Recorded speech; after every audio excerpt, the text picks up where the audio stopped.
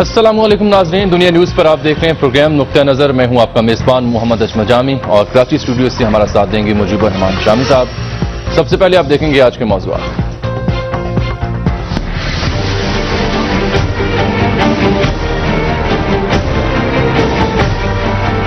بھارتی جاسوس کلبھوشن یادو کا اعترافی بیان منظر عام پر آ گیا. بلوچستان اور کراچی میں کارروائیاں کی، بلوچ باغیوں کو فنڈنگ کی. اصل ہدف گوادر پورٹ اور اقتصادی راہداری کو ٹارگٹ کرنا تھا. ایران کے راستے جاتے ہوئے پاکستانی فورسز نے پکڑا. کلبھوشن یادو نے سب قبول کر لیا. کلبھوشن اسکریپ کا ڈیلر تھا. چابہار میں جیولری کا کاروبار کیا. لیفٹیننٹ جنرل عاصم سلیم باجوہ اور وزیر اطلاعات پرویز رشید کی مشترکہ press conference. Your monkey is with us. گرفتار ہوتے ہی فیصلہ کیا کہ پاکستانی حکام کے ساتھ تعاون کرنا ہوگا. کلبھوشن یادو پاکستان میں بھارتی مداخلت کو پوری دنیا میں عیاں کریں گے. جنرل باجوہ کا عزم.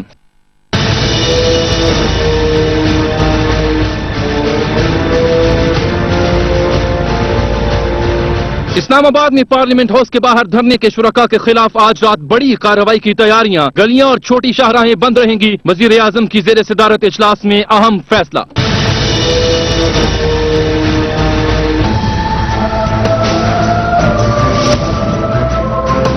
پنجاب میں دہشت گردوں کی کوئی محفوظ پناہ گاہ ہے، نہ کوئی نو گو ایریا. صوبائی وزیر قانون رانا ثناء اللہ کا دعویٰ. کہتے ہیں پنجاب میں آپریشن پر سیاسی قیادت، مسلح افواج اور مذہبی جماعتیں ساتھ ہیں. لاہور دھماکے کے بعد 56 آپریشن ہوئے، 200 سے زائد گرفتار کیے. شامی صاحب، یور منکی از ود اس. یہ کلبھوشن یادو نے اپنے اعترافی بیان میں کہا کہ یہ میرا کوڈ تھا. جب میں پکڑا گیا تو میں نے بتایا. اب ہمارے جو متعلقہ حکام ہونے اب جب یہ کہیں گے تو وہ پہچان جائیں گے کہ آپ نے کسے پکڑا ہے. یعنی را جو ہے پاکستان میں رنگے ہاتھوں پکڑی گئی. اعترافی بیان بھی سامنے آ گیا. اس کی باڈی لینگویج پر بھی ہم بات کریں گے، جو اس نے کہا اس کا کنٹینٹ اس پر بات کریں گے. بظاہر تو حشاش بشاش ان کا بندر تو ہمارے پاس آ گیا. جی ہاں، ان کا بندر تو ہمارے پاس آ گیا. ہمارے اپنے بھی بہت سے بندر ہیں جو ہمارے پاس موجود ہیں. ٹھیک ہے. شاہ صاحب، کس قدر اہمیت کا یہ معاملہ ہے ایک بڑے نیوی آفیسر کا جو سرونگ ہیں، جنہوں نے اعتراف کیا ان کا تعلق ممبئی سے ہے. پھر یہ بھی بتایا کہ ان کے علاقوں میں وہ کام کرتے رہے. اس کی گرفتاری ایسے موقع پر جب ہم یہ کہتے رہے کہ بلوچستان میں بھارتی مداخلت ہے، یہ کتنا اہم معاملہ ہو سکتا ہے؟ دیکھیے، اس میں تو کوئی شبہ نہیں کہ یہ ایک بہت بڑی کامیابی ہے ہمارے اداروں کی، بلکہ ایک تاریخی کامیابی ہے. اس طرح کے جو معاملات ہیں تاریخ میں کم ہوئے ہیں. یعنی جاسوس تو پکڑے گئے ہیں، جاسوسی کارروائیاں بھی ہوتی رہی ہیں، لیکن اس طرح آپ ایک ملک کی سرزمین پر دوسرے ملک کا کارندہ جو ہے وہ رنگے ہاتھوں پکڑا جائے، ایسا بہت کم ہوتا ہے. اور اس کلبھوشن نے گرفتار ہو کر اور پھر اپنی تفصیلات بیان کر کے ہمارے ان سارے خدشوں کی تصدیق کر دی ہے جن کا بار بار ذکر ہوتا تھا. بلکہ خدشے کیا وہ حقائق تھے. جیسے ہم میں ایک منٹ آپ سے بات یہ کروں. جیسے آپ دیکھتے ہیں ہمارے ارد گرد بہت سے جرائم ہو رہے ہوتے ہیں جی، اور ہم یہ بھی دیکھتے ہیں کہ ان کا ارتکاب کرنے والے کون ہیں، کون لوگ جو ہیں وہ قانون کو توڑ رہے ہیں. یہ ہماری آنکھوں کے سامنے ہوتے ہیں. جی ہاں. لیکن ہمارے پاس شواہد نہیں ہوتے ان کے خلاف، گواہ نہیں ہوتے ان کے خلاف، تو کوئی قانونی کارروائی نہیں ہو پاتی اور وہ دندناتے پھرتے ہیں، آزاد رہتے ہیں، کھلے پھرتے ہیں. اسی طریقے سے آپ یہ دیکھیے کہ جو انڈیا پاکستان میں کر رہا تھا وہ کوئی ڈھکی چھپی بات نہیں تھی. یہ سب کو آشکار تھا کہ بلوچستان میں وہ کیا کر رہا ہے اور سی پیک کے حوالے سے اس کے معاملات کیا ہیں، اور کراچی میں اس نے کس طرح کی آگ لگانے کی کوشش کی ہے. ابھی تو آپ دیکھیے کہ جو ایم کیو ایم کے بعض رہنماؤں کے جو اعترافی بیانات ہیں جو اسکاٹ لینڈ یارڈ کے سامنے اور لندن پولیس کے سامنے دیے گئے ہیں، ان سے بھی معلوم ہوا ہے کہ راہ جو ہے وہ کس طریقے سے کراچی کے معاملات میں انوالو تھی. تو اب ایک کلبھوشن کی گرفتاری سے ایک انتہائی یعنی قابل یقین شہادت ہمارے ہاتھ لگی ہے، جس کو آسانی سے جھٹلایا نہیں جا سکتا اور جس کی تردید نہیں کی جا سکتی، اور جس کے اثرات اپنے ہوں گے پوری دنیا میں بھی، خود بھارت میں بھی اور پاکستان کے حالات پر بھی. بالکل ٹھیک ہے. اب میں چاہتا ہوں آپ کو ناظرین کو ذرا دکھائیں ان کا اعترافی بیان جو ہے اس میں ان کی باڈی لینگویج پر بھی ہم غور کریں گے اور ان جو کانٹینٹ پیش کیا اس پر بھی بات کریں گے. دیکھیے کلبھوشن یادو کیا کہتے ہیں اپنے اعترافی بیان میں. I am Commander Kulbhushan Jadhav, number 4155 Zulu. I am a serving officer of the Indian Navy. I am from the cadre of engineering department in the Indian Navy, and my cover name was Hussain Mubarak Patel, which I had taken for doing some intelligence gathering for the Indian agencies. I joined the National Defence Academy in 1987. And I subsequently joined the Indian Navy in January 1991, and I was commissioned into the Indian Navy and subsequently served in the Indian Navy till around 2001 December, when the Parliament attack occurred, and that is when I started contributing my services towards the gathering of information and intelligence within India. I live in the city of Mumbai in India. I am still a serving officer in the Indian Navy, and will be due for retirement by 2022 as a commissioned officer of the Indian Navy. After having completed 14 years of service by 2002, I commenced intelligence operations in 2003 and established a small business in Chabar in Iran. As I was able to achieve undetected existence and visits to Karachi in 2003 and 2004, and having done some basic assignments within India for RAW, I was picked up by RAW in 2013 end. Ever since, I have been directing various activities in Balochistan and Karachi at the behest of RAW, and deteriorating law and order situation in Karachi. I was basically the man for Mr. Anil Kumar Gupta, who is the Joint Secretary RAW, and his contacts in Pakistan, especially in the Baloch Students Organization. My purpose was to hold meetings with Baloch insurgents and carry out activities with their collaboration. These activities have been of criminal nature, these have been of anti-national, terrorist, leading into the killing of or maiming of Pakistani citizens also. I realized during this process that RAW is involved in some activities related to the Baloch liberation movement within Pakistan and the region around it. There are finances which are led into the Baloch movement through various contacts or various ways and means into the Baloch liberation, and the various activities. شام صاحب باقی ان کا بیان میں نے روک لیا ہے, وہ ہم گفتگو آگے بڑھے گی تو پھر ساتھ ساتھ ہم چلائیں گے. ایک تو یہ بات ثابت ہوئی کہ یہ یادو نہیں ہے, جادو ہیں, اور پھر سرونگ آفیسر ہیں نیوی کے. 1991 میں نیوی میں جوائن کیا انہوں نے, 2001 کے بعد یہ پھر را کے ساتھ انہوں نے کام کرنا شروع کیا. تو آپ نے ان کی باڈی لینگویج دیکھی کیسی تھی؟ نہیں, ظاہر ہے کہ یہ اس طرح کے جو ایجنٹ ہوتے ہیں ان کو تربیت دی ہوتی, جب وہ پھنس جاتے ہیں تو ظاہر ہے کہ پھر ان کو بہت سی چیزیں اگلنی پڑتی ہیں, لیکن کئی چیزیں ان کے سینے میں موجود ہوتی ہیں جن کو وہ چھپا رہے ہوتے ہیں. اب یہ تو انویسٹیگیٹ کرنے والوں پر ہے کہ ان کو کس طرح بالکل نچوڑ لیں اور خالی کر دیں اور ان کی تمام معلومات حاصل کر لیں. دیکھیں ان کے ایسے ایجنٹوں کے ذریعے سے اور ایسے کارندوں کے ذریعے سے وہ سارے لوگ جو ہیں ان تک ہماری رسائی ہو سکتی ہے جو ان کے ساتھ رابطے میں تھے اور پھر جو اس کے بیہاف پر کام کر رہے تھے, خدمات بجا لا رہے تھے. اور یہ سارا ایک بہت بڑا نیٹ ورک ہے جو بے نقاب ہوگا. جیسے کئی آپ دیکھتے ہیں نا کہ دہشت گردوں کے نیٹ ورک بے نقاب ہوتے ہیں اور ایک کے بعد ایک کے بعد ایک پھر وہ پکڑے چلے جاتے ہیں جب ایک سرا ہاتھ لگتا ہے. تو اب یہ سرا ہاتھ لگا ہے, میرا خیال بہت سے لوگوں تک ہاتھ پہنچا ہوگا اور پہنچے گا اور پہنچ رہا ہوگا. وہ ڈیٹیلز ہم آپ کو آگے شیئر کرتے ہیں کیا ہے. لیکن ابھی شام صاحب آپ کو بتانا چاہتا ہے کہ سابق وزیر خارجہ جناب خورشید محمود قصوری صاحب نے بھی ہمیں جوائن کیا ہے ٹیلی فون لائن کے ذریعے. ان سے بھی ہم بات کرتے ہیں اور آپ کا تبصرہ باقی رہ گیا. لیتے ہیں ایک بریک, اس کے بعد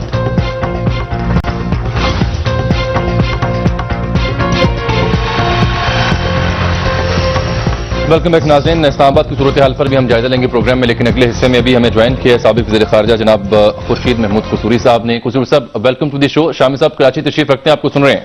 جی قصوری صاحب جناب.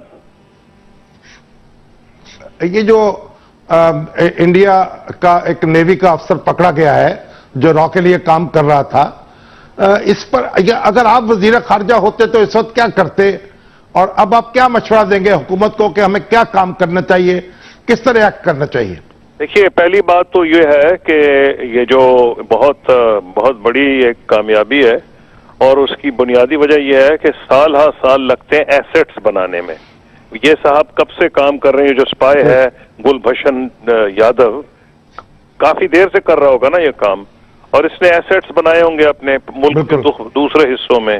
جب ان ایسیٹس پہ گرفت پڑے گی تو سب سے بڑا تو یہ ہوتا ہے کہ جال جب یہ کئی سال کی محنت سے بنایا جاتا ہے، وہ جب تتر بتر ہوتا ہے تو آپ کو بریدنگ سپیس بڑی مل جاتی ہے اور آپ کو موقع مل جاتا ہے کاؤنٹر میجرز کا. اب آپ مجھ سے پوچھ رہے ہیں کہ اس کی کیا ڈائمینشنز ہیں.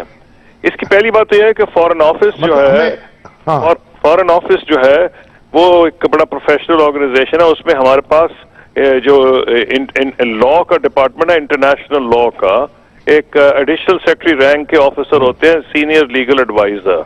تو بھارت جو بھی ان سے اب مانگے گا، وہ مانگ رہا ہے، مثلا اخباروں میں آیا ہے کہ وہ کونسلر ایکسیس مانگ رہا ہے، اور تو کونسلر ایکسیس ٹھیک ہے، انڈر انٹرنیشنل پروٹوکالز اس کی اجازت ہوتی ہے، لیکن اس کی جو باریکیاں ہیں وہ ہمارے اس وقت لیگل ایڈوائزر اسٹڈی کر رہے ہوں گے فارن آفس میں. اور یہ بھی ریسیپروسٹی کا ایلیمنٹ آ جاتا ہے کہ ہندوستان میں اگر ہمارے کوئی اس قسم کے لوگ پکڑے گئے ہیں یا ہمارے کسی اور قسم کے لوگ پکڑے گئے ہیں، کیا ان کو کونسلر ایکسیس کن کنڈیشنز میں دی، کتنی دیر کے بعد دی، یہ وہ میری میموری سے تو نہیں میں آپ کو بتا سکتا، لیکن یہ ایک تو لیگل معاملہ، نمبر 2 ریسیپروسٹی کا بھی اس میں معاملہ آ جائے گا. تو اب آپ ہمیں کیا کریں؟ لیکن بعض لوگ ہمارے ہاں مطالبہ کر رہے ہیں، بعض لوگ، میں ریٹائرڈ فوجی افسر ہیں، میں ان کی باتیں سن رہا تھا، وہ کہتے ہیں فوری طور پر سفارتی تعلقات توڑ دینے چاہیے اور ایک اگریسو جو ہے معاملہ کرنا چاہیے، سفیر کو انڈیا کے ساتھ تعلقات جو ہیں سفیر کو واپس بھیج دیا جائے، اپنا سفیر واپس بنا لیا جائے. آپ کو اس طرح کی صورت جو ریکمینڈ کرتے ہیں کیا؟ دیکھیے، تو یہ دانشمندانہ بات ہوگی جس میں پاکستان کا بھلا ہو، پاکستان کا جس میں بھلا، ہم نے تو وہ کام کرنا ہے نا. اور انٹرنیشنل کمیونٹی میں جو بھی اہداف ہے اگر ہم حاصل کرنا چاہتے ہیں، بھارت کے اوپر ایک ڈپلومیٹک یلغار بھی کرنا چاہتے ہیں، تو کسی کرینے سے کریں گے تو ہوگا نا. تو پوائنٹ یہ ہے کہ یہ بڑی سیریس ایک بریچ ہے جو بھارت نے کی ہے، اور پاکستان کی ایک بہت بڑی وکٹری ہے. لیکن اس وکٹری کو اگر آپ نتائج حاصل کرنا چاہتے ہیں تو سوچ سمجھ سے کام کرنا پڑے گا. اور بیک وقت بہت سی ریاستیں کام کر رہی ہوتی ہیں، ایک دوسرے پہ بم بھی برسا رہی ہوتی ہیں اور بات چیت بھی کر رہی ہوتی ہیں. مثلا جو اتنے زبردست بم بچائے جا رہے تھے کہ 5 ایٹم بم کے برابر امریکہ ویتنام پہ گرا رہا تھا، ہیفونگ اور ہیفو پہ، اور اس وقت بجائے کچھ اور وہ جا کے بیٹھے ہوئے ہنری کسنگر اور لو دوک تھو پیرس کے ایک ہوٹل میں بیٹھ کے نیگوشیشنز کر رہے تھے. دیکھیے، ہم نے اگر کوئی کامیابی حاصل کرنی ہے ڈپلومیسی کے ذریعے ہی ہوگی. دیکھیں، اگر بیان ہی دینے ہیں وہ تو بڑا آسان ہے، سفیر بھیج دو، وہ بھیج دو، کل کوئی اور ملک ہمارا سفیر بھیج دے گا. تو اس لیے میں تو وہ بات کہوں گا کہ اگر میں آج وزیر خارجہ ہوتا تو ایک تو انٹرنیشنل کمیونٹی میں ہمیں یہ ایکسپوز کرنا چاہیے. اور جو مثلا ایک اچھا کام کیا فارن آفس نے کہ انہوں نے P5+ Germany which means 5 permanent members plus Germany کو انہوں نے شیئر کیا ہے، جو یہ ہے. اور جو اگر انہوں نے شیئر کیا فارن آفس نے، جو میں نے اخبار میں پڑھی تھی، اب تو اس کا مطلب یہ ہوا کہ they are very very sure about the information that they have. کیونکہ وہ کوئی بیوقوف لوگ تو نہیں، امریکہ، چین، برطانیہ، فرانس، روس جو پرماننٹ ممبرز ہیں پلس جرمنی، ان کو پتا ہے سارے آداب کا اور سارے رولز کا، اور ان کو یہ بھی پتا ہے کہ سپائز جب کام کر رہے ہوتے ہیں ایک دوسرے کے ملکوں میں تو کیا طریقہ کار ہوتا ہے. تو میں یہ سمجھتا ہوں ایک تو ڈپلومیٹک، پاکستان پہ اتنے سال سے یلغار ہو رہی تھی کہ خدا نہ خواستہ جو چیز تھی جڑ خرابی پاکستان تھی، جو کوئی بھارت میں دھماکہ ہوتا تھا وہ ISI کرا رہی تھی، وہ پاکستان کرا رہا تھا. تو آپ کے ہاتھ ایک موقع آیا ہے. اس سے جب بھارت یہ کہہ رہا تھا اس نے آپ سے تعلقات نہیں توڑے تھے، فوجیں بھیجنی تھی بارڈر پہ جب پارلیمنٹ پہ اٹیک ہوا ہے. تو تعلقات توڑنے کے کچھ نتائج ہوتے ہیں، اور ہم نے وہ کام کرنا ہے جس کا ہم کو فائدہ ہو، نہ کہ ہمارے مخالف کو. تو میں آپ کی خدمت میں عرض کروں گا اس کا ڈپلومیٹکلی پرچار کرنا چاہیے، بتانا چاہیے، تاکہ جو پاکستان کو آئسولیٹ کرنے کو اب یہ جو ہے اسٹیفن ہیڈلے ہے، اس کی 36 دفعہ تو ہم پہلے سن چکے ہیں جو اس کی ٹیسٹیمنی ہے، اب دوبارہ اس کو انڈین کورٹ کے ذریعے وہی چیزیں ریپیٹ کی جا رہی ہیں، آئی ایس آئی کے خلاف، پاکستان کے خلاف، وہ سارا اچھالا جا رہا ہے. تو اس کو ڈپلومیٹک اس کا یوز ہونا چاہیے، وہ تو بندہ آپ کی گرفت میں ہے. اور دوسرا جو سب سے بڑا فائدہ ہے کہ جو نیٹ ورکس آپ کو توڑنے کا موقع ملا ہے، جو ایسٹس کئی سال سے بنے تھے ان کو آپ کو موقع ملا ہے، اس کا کریں. یہ کہ اگر آپ سفیر بلا دیں، کوئی اگلا بندہ کہے گا جنگ کر دیں. اچھا قطع کلامی چاہوں قصوری صاحب، اس کی وجہ یہ ہے کہ پروگرام میں ایک بریک کا وقت آن پہنچا. شامی صاحب ہم نے چونکہ یہ اس بات پر جائزہ لینا ہے کہ بین الاقوامی جو قوانین ہیں وہ کیا کہتے ہیں ایسی صورتحال میں، تو اس پر بھی ہم بات کریں. قصوری صاحب آپ ہمارے ساتھ رہیے گا اور پھر بریک کے بعد ہمیں جوائن کریں گے احمد بلال صوفی صاحب، ممتاز ماہر ہیں بین الاقوامی امور کے، اور یہ سب ایک بریک کے بعد.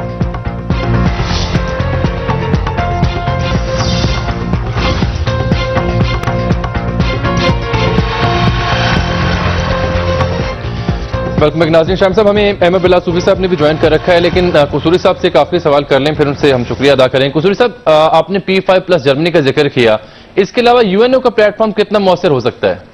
دیکھیں ہر جو پلیٹ فارم ہے مؤثر ہو سکتا ہے، لیکن زیادہ مؤثر گریٹ پاورز آج کل رول پلے کر رہی ہیں. انفارچونیٹلی ہوا یہ ہے کہ جو سیکیورٹی کاؤنسل ہے اس نے جو یونائٹڈ نیشنز چارٹر کی اصلی روح ہے اس کو بھی مجروح کر دیا ہے، اور پاورز جو ہے وہ ساری اس میں سینٹرلائز ہو گئی ہیں. جو 5 پرماننٹ ممبرز ہیں اور جنرل اسمبلی میں جو آرڈنری ممبرز کی پاور ہے اس کو بہت گھٹایا گیا ہے. تو پاور کا مرکز ہے P5، اور جو جرمنی میں اس لیے انکلوڈ کر رہا ہوں اس effectively considered a great power. جو ایران کے ساتھ بھی نیگوشیشنز ہوئی ہیں وہ P5+ جرمنی کے ساتھ تھیں، اور جتنے بھی ہمارے سفیر جہاں جہاں پوسٹڈ ہیں جی ان کی ڈیوٹی، ان کا تو انٹرسٹ ہوگا نا. سیکورٹی کاؤنسل جنرل اسمبلی میں ضرور جائیں، سیکورٹی کاؤنسل میں بھی جائیں، لیکن جن جگہ پہ جہاں جہاں ہمارے سفارتی دفتر ہیں، ہمارے سفیر اس میں ٹرینڈ ہیں، ان کے ذریعے بات کی جائے کہ یہ بالکل ٹھیک، کیونکہ ابھی تک تو پاکستان ہی پہ لان تان ہوتی رہی ہے نا. تو اب جو ہم پہ یہ الغار ہوتی تھی، آپ کے ہاتھ تو ایک بہت سینئر افسر officer of the Indian navy, اور اس میں ڈیفینیٹلی اس کا اونچا رینک ہوگا را میں بھی، اور جس طرح وہ بات کر رہا ہے، جس کانفیڈنس کے ساتھ بات کر رہا ہے، یہ تو نہیں لگتا کہ اس کو ساری انٹائر کوچنگ کی گئی ہے. ٹھیک ہے وہ کچھ چیزیں چھپا گیا ہوگا، لیکن جو چیزیں وہ بتا رہا ہے اس کی سرکمسٹانشل ایویڈنس سے لنک اپ بھی کیا جا سکتا ہے. بالکل میں سمجھتا ہوں اس کی سب سے زیادہ یہ ویلیو ہے. باقی تو دیکھیں ہماری انٹیلیجنس ایجنسیز تو ویسے ہی اور ان کی ایک دوسرے پہ نظر رکھتی ہیں، لیکن ہوتا یہ ہے کہ جب تک آپ کے ہاتھ میں کچھ نہ آئے آپ اس کو میں وہ کانکریٹ چیز نہیں لا سکتے جس کو ہم پرائمری ایویڈنس کہتے ہیں. یہ پرائمری ایویڈنس ہے، اس کی ویلیو سائیکولوجیکلی بھی بہت زیادہ ہے. بالکل ٹھیک، بہت شکریہ جناب قصوری صاحب. اور احمد بلال صوفی صاحب آپ کو پروگرام میں خوش آمدید کہتے ہیں. شام صاحب کراچی میں اور آپ کو سن پا رہے ہیں. جی بہت شکریہ. صوفی صاحب ذرا یہ بتائیے کہ یہ جو اب یعنی قانونی طور پر یہ بھارت نے کتنے بڑے جرم کا ارتکاب کیا ہے، اور اس میں بین الاقوامی قانون کیا کہتا ہے، اور اس کی ریمیڈی کیا ہے، پاکستان کو کس طریقے سے ایکٹ کرنا چاہیے؟ جی شامی صاحب، بیسیکلی تو یہ صرف فائن نہیں ہے. فائن تو صرف بڑا سمپل کام ہوتا ہے کہ آپ کمیشن پاس آن کرنی ہے. یہ تو ایک شخص ہے جو اس نے خود مانا ہے، اور جو ابھی تک تحقیقات سامنے آئی ہیں اس میں یہ چیز سامنے آ رہی ہے کہ یہ پاکستان کے اندر ٹیررزم کے ایکٹ میں ملوث رہا ہے، ان کا محرک رہا ہے، ان کو فنڈ کرتا رہا ہے on behalf of the Indian government. یہ ایک بہت سنگین جرم ہے، اور پاکستان کے قانون میں اس کو ہم کہتے ہیں waging war on the state, یعنی offense against the state in terms of section 121, 122 and 123 of Pakistan Penal Code. ایک شخص پاکستان پر جنگ مسلط کرنے کا محرک بن رہا ہے. بین الاقوامی قانون میں اس کو ہم کہتے ہیں انٹرونشن، اور دوسرا اسٹیٹ رسپانسبلٹی کے پرنسپلز کے تحت انڈین گورنمنٹ براہ راست رسپانسبل ہوگی ان تمام واقعات کی، ان تمام ہلاکتوں کی، ان تمام املاک کو نقصان کی جو پاکستان میں ہوئی. اس لیے اور ساتھ ساتھ پاکستان کیونکہ بین الاقوامی قانون کے نیچے اپنی international obligation to counter terrorism fulfil کرنے کی کوشش کر رہا ہے، اس میں یہ آبسٹرکشن ہے. تو اس معاملے کو سیکیورٹی کاؤنسل کی کاؤنٹر ٹیررزم کمیٹی ہے، سیکیورٹی کاؤنسل کی ریزولوشن 1373 کے نیچے اس میں براہ راست امیڈیٹلی لے کر جانا چاہیے. اس کے علاوہ جو بھی آپ کے لوکل لاز کے نیچے پروسیکیوشن میکنزم ہے اس کو ٹریگر ہونا چاہیے. اور یہ مجھے نظر آ رہا ہے کہ یہ معاملہ بہت آگے تک جائے گا، بیکاز پہلی مرتبہ کسی ریاست کا ایک اعلیٰ اہلکار براہ راست ملوث ہوا ہے اور وہ گرفتار ہوا ہے. ٹھیک ہے جی. نہیں، آپ نے کہا پہلی مرتبہ، یعنی بلال کوئی اس سے پہلے اس طرح کے واقعات جو ہیں وہ نہیں ہوئے یا بہت کم ہوئے؟ نہ ہونے کے برابر ہوئے. اب تک جو واقعات ہیں وہ تو بیسیکلی ہماری ایک قسم کی تھیوری ہوتی تھی کہ اس کے پیچھے را کی فنڈنگ ہے. آرگومنٹ یہ ہوتا تھا، جو اخبارات میڈیا میں آتا تھا کہ ٹرانسلیٹ کر رہے ہیں یا کوئی شخص یہاں پر ان کا اعلیٰ کار بن رہا ہے، لیکن ہوتا وہ پاکستانی نیشنل تھا جو اعلیٰ کار بنتا تھا، چاہے وہ نان اسٹیٹ ایکٹر ہے چاہے کوئی استاد ہے. یہ پہلی مرتبہ ہے کہ ریاست کا ایک نمائندہ پاکستان میں گرفتار ہوا ہے، اس پر براہ راست الزامات لگے ہیں. اس نے ٹیلی ویژن پر اپنے آپ کو کنفیس کیا ہے اور اپنی ریاست کو ملوث کیا. یہ بہت اہم ہے. ریاست کو ملوث کرنے کا مطلب یہ ہے کہ ایک ریاست انتہائی غیر ذمہ دارانہ رویہ اختیار کیے ہوئے ہے. ایک طرف وہ کہتے ہیں کہ ہم کاؤنٹر ٹیررزم کے خلاف صفارہ ہیں، پاکستان کے ساتھ کھڑنے ہونے کی کوشش کر رہے ہیں، دوسری جانب وہ پاکستان کی ریاست کی سوورینٹی کو براہ راست اٹیک کر رہے ہیں. تو میں یہ سمجھتا ہوں کہ بہت ہی غیر معمولی ڈیولپمنٹ ہے اور دنیا میں بہت کم ایسا ہوا ہے کہ اس نوعیت کا گرفتاری عمل میں آئی ہو. اور اگر یہ تمام باتیں جو وہ کہہ رہا ہے جو کہ بادی نظر میں درست نظر آتی ہیں، ان کا ٹرائل اگر ہو تو پھر انڈین گورنمنٹ کو رسپانسبل ہونا ہوگا اور اس کے لیے پاکستان بین الاقوامی سطح پر بھی جا سکتا ہے، بلوچستان میں بھی قانون سازی کر سکتا ہے، انڈین حکومت کے اراکین کے متعلق، اور پاکستان کی پارلیمنٹ بھی اس پہ قانون سازی کر سکتی ہے. ٹھیک ہے جی، بہت شکریہ آپ کا احمد بلال صوفی صاحب، پروگرام میں آپ نے وقت دیا. اس کا مطلب شامی صاحب وقت کی بہت قلت رہ گئی ہے. میں آپ سے جاننا یہ چاہ رہا تھا کہ آج جنرل عاصم سلیم باجوہ صاحب نے راولپنڈی، ملتان اور دیگر علاقوں میں بھی آپریشن کیے جانے کی بات کی اور انہوں نے کہا کہ آپریشن میں فورسز کا استعمال ہدف کا تعین کر کے کرتے ہیں. میں چاہ رہا ہوں ذرا آپ کو سنا دوں انہوں نے کہا کیا. ہائیڈ آؤٹس، ان کے فیسیلیٹیٹرز، ابیٹرز، فائنینسیئرز جہاں بھی ہوں گے اور ٹیررسٹ جہاں بھی ہوں گے وہاں پر آپریشن ہوگا، irrespective of which part of the country it is. اور ہمیں یہ بھی پتا ہے کہ سلیپر سیل ملک میں کسی جگہ پر بھی، کسی کونے میں، کسی خطے میں، کسی صوبے میں ہو سکتے ہیں. ابھی ٹارگٹ کے حساب سے، آبجیکٹو کے حساب سے فورس کا تعین کیا جاتا ہے. تو جہاں پر ٹارگٹ اس طرح کا ہوگا کہ وہ پولیس کے علاوہ کسی فورس کی ضرورت ہوگی، وہاں پر رینجرز بھی استعمال ہوں گے، آرمی کے ٹروپس بھی استعمال ہوں گے. سو ابھی ان آپریشنز کے اندر کچھ ایسی جگہیں تھیں جہاں پہ فوج کو استعمال کیا گیا، فوج کے ٹروپس کو، رینجرز کو. آنے والے دنوں میں بھی یہ بڑا کلیئر ہے کہ چونکہ ایک اوور آرچنگ آبجیکٹو یہ ہے کہ ٹیررزم کو بالکل ہم نے اپنی زمین سے ختم کرنا ہے، تو اس کے لیے جس طرح کی فورس کی بھی ضرورت ہوگی، جہاں بھی ضرورت ہوگی، وہ آپریشن اس کے لیے کیا جائے گا. شامی صاحب یہ تو ان کا بیان ہے جنرل باجوہ صاحب کا. خوشائند بات یہ تھی کہ جنرل باجوہ اور وفاقی وزیر نے اکٹھی پریس کانفرنس کی، لیکن وہ جو ابہام رہ گیا تھا کہ جو آپریشن ہو رہے ہیں آرمی چیف کی ہدایات کے اوپر اور اس میں پولیس کو شاید علم نہیں ہے، وہ تو میرے خیال باقی رہ گیا. دیکھیے میڈیا میں جو خبریں آئی ہیں اور بریکنگ نیوز کے طور پر کل رات کو چلائی گئی ہیں، پھر آج اخبارات بھرے پڑے ہیں، ان میں یہ بات کہی گئی ہے کہ آرمی چیف خود نگرانی کر رہے ہیں ان آپریشنز کی، اور یہ بات کہ پولیس کو ان میں شریک نہیں کیا جائے گا، اور یعنی یہ جو سول ادارے ہیں ان کو اس سے دور رکھا جائے گا. اس سے ایک بڑی، یعنی آپ دیکھیے بڑا ایک ایسا میسج کیا ہے جس نے لوگوں کو اضطراب میں مبتلا کیا ہے، کیونکہ خدا نخواستہ ملک میں مارشل لا نہیں لگ گیا، وہ آرمی نے ٹیک اوور نہیں کر لیا. اب جو باجوہ صاحب اب جو بات کہہ رہے ہیں یہ تو بات بالکل درست ہے، کیونکہ جو آپریشن ہے جہاں فوج کی ضرورت ہوگی اسے فوج استعمال کرنی چاہیے، جہاں رینجرز کی ضرورت ہو وہاں رینجر استعمال کرنی چاہیے، جہاں پولیس نپٹ سکتی ہے اسے پولیس کو استعمال کرنا چاہیے. یہ بالکل ایک مختلف بات ہے، اور جو میڈیا میں جو چیزیں آئی ہیں وہ ایک بالکل مختلف کہانی سنا رہی تھی. آپ یہ دیکھیے کہ یہ تو اس سے تاثر مل رہا تھا کہ سول ادارے جو ہیں ان کو گویا بے دخل کر دیا گیا. یہاں تک کہا گیا کہ کہ جو کور کمانڈر ہیں لاہور کے وہ نگرانی براہ راست اس آپریشن کی نگرانی کریں گے. ٹھیک. گویا کہ وزیر اعلیٰ کو بے دخل کر دیا گیا ہے اور اس کے ساتھ جو پولیس ہے اس پر بھی ایک بڑا عدم اعتماد کا اظہار ہوتا تھا. تو اس سے بالکل ایک نئی ایک بڑی ایسی تصویر ڈرونی تصویر اس سے بن رہی تھی. تو یہ تو اچھا کیا کہ انہوں نے اس وقت اس کی وضاحت کر دی ہے.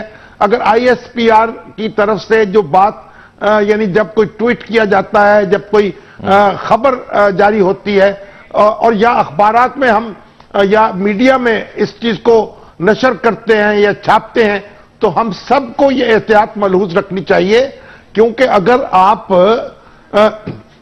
ایک پاؤں کا زخم اس لیے اس طرح درست نہیں ہو سکتا کہ دوسرے پاؤں پہ بھی کلاڑی مار لی جائے. بالکل ٹھیک ہے, ایک بریک لیتے ہیں ناظرین. پورے سسٹم کے جی ٹھیک ہے شام صاحب, ایک بریک لیتے ہیں, واپس آتے ہیں تو مزید بات کریں گے.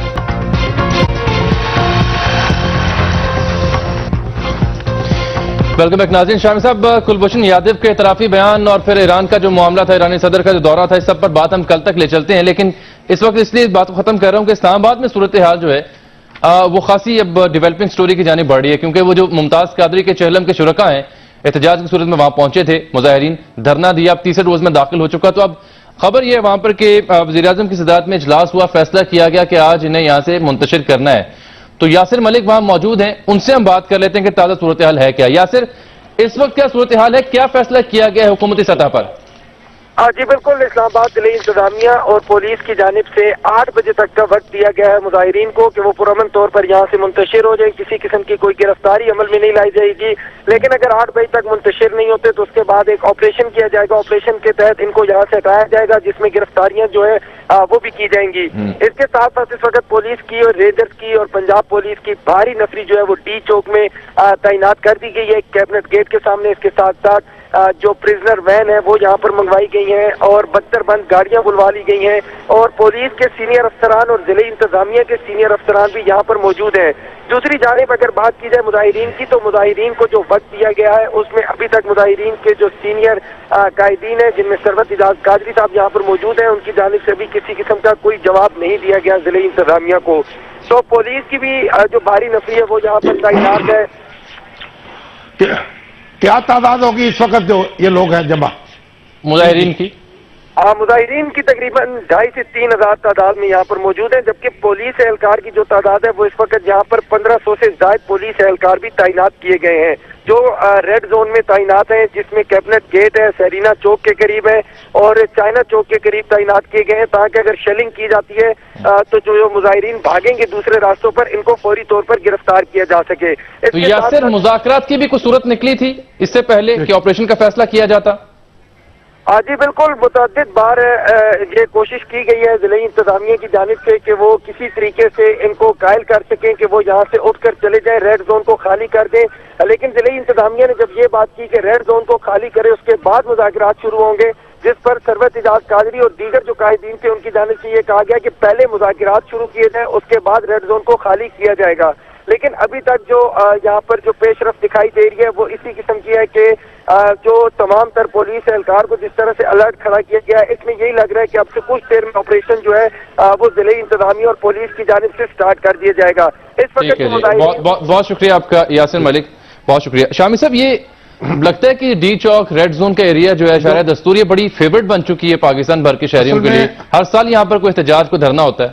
دیکھیے, یہ جو اس وقت دھرنا ہے نا یہاں, اور اس کے جو قائدین ہیں وہ انتہائی عاقبت نااندیش ہیں, کیونکہ اگر وہ دھرنا دیتے اس وقت دیتے جب ممتاز قادری صاحب کی کو پھانسی کی سزا دی جانے والی تھی, یا ان کی رحم کی اپیل مسترد کر دی گئی تھی صدر صاحب سے کی طرف سے, یا وہ ان کو دائر کی گئی تھی, اس وقت یہ مطالبہ کرتے کہ ان کو پھانسی نہ دی جائے تو بات سمجھ میں آتی. اب اس وقت تو ان کا نہ کوئی مطالبہ ہے نہ اس کا کوئی جواز ہے, تو صرف ایک ہنگامہ ہے جو اٹھایا جا رہا ہے. اور کوئی, میں تو سمجھتا ہوں ایک قانون سازی کرنی چاہیے, حکومت کو قانون بنانا چاہیے کہ جو دارالحکومت ہے اس میں کسی طور اس طرح کا اجتماع نہ ہو سکے اور اس کو بالکل محفوظ بنا دیا جائے. اور یہ تماشا جو ہم لگاتے ہیں, یہ تماشا لگانے والے جو ہیں ان سے سختی کے ساتھ نپٹا جائے. اور احتجاج کے ایک اور بھی طریقے ہیں, مطالبات منوانے کے اور بھی طریقے ہیں, لیکن اس سے پوری دنیا میں پاکستان کی کمزوری یہاں ہوتی ہے, ہمارے سسٹم کی کمزوری یہاں ہوتی ہے, اس کی ہرگز اجازت نہیں ملنی چاہیے. بالکل ٹھیک ہے. شامی صاحب, آج آپ چونکہ سندھ میں بھی ہیں, کراچی میں آپ بیٹھے ہیں, تو حصول معلومات تک رسائی کے سلسلے میں قانون سازی کا بھی یہاں پر بات ہوئی ہے, اس کی ڈیٹیل جاننا چاہیں گے, یہ کیا معاملہ تھا, اور آپ وہاں خود بھی تشریف رکھتے تھے. اصل میں آج سی پی این ای جو ہے ہماری council of Pakistan newspaper editors, اس کے زیر اہتمام ایک بڑا مذاکرہ تھا جس میں مختلف سیاسی جماعتوں کے نمائندے شریک ہوئے. اس میں جو سندھ کے سینئر منسٹر ہیں نثار کھوڑا صاحب تھے, جو مشیر اطلاعات ہیں مولا بخش چانڈیو صاحب تھے, اور اسی طریقے سے پی ٹی آئی کے سید حفیظ الدین رکن اسمبلی ہیں, ایم کیو ایم کے سید خالد صاحب وہ بھی رکن اسمبلی ہیں, پاکستان مسلم لیگ فنکشنل کی مہتاب اکبر راشدی صاحبہ وہ بھی رکن اسمبلی ہیں. ان سب لوگوں نے خطاب کیا, ہمارے سینئر ایڈیٹر بھی موجود تھے. سندھ میں یہ مطالبہ کیا جا رہا ہے ہماری طرف سے کہ جو معلومات تک رسائی کا قانون ہے, تاکہ لوگ سرکاری جو فائلیں ہیں اور مختلف سرکاری جو منصوبے ہیں ان تک رسائی کر سکیں, معلومات حاصل کر سکیں, وہ قانونی حق تسلیم کر لیا گیا ہے, اور سندھ نے اس میں قانون بھی بنایا ہے, لیکن وہ قانون ناقص ہے, اور ہمارا مطالبہ یہ ہے کہ اسے ایک بہتر قانون کی شکل دی جائے. اس کے لیے ہم نے ایک مسودہ بھی پیش کیا نثار کھوڑا صاحب کی خدمت میں. اس سے پہلے یہ مسودہ جو ہے پیش کیا جا چکا ہے وزیر اعلیٰ جو ہے سید قائم علی شاہ صاحب کی خدمت میں بھی, اور پھر اب یہ ہماری کمپین جو ہے دوسرے صوبوں تک بھی جائے گی.